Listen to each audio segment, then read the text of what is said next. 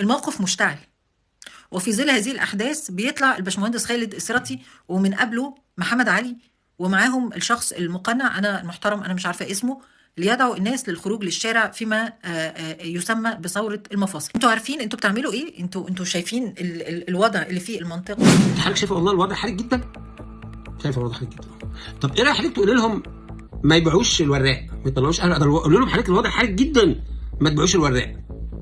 قول لهم الوضع حرج جدا جدا ما تبنوش اكبر ثري واكبر. قول لهم الوضع حرج جدا جدا جدا ما تاخدوش اللقمه من بق الناس.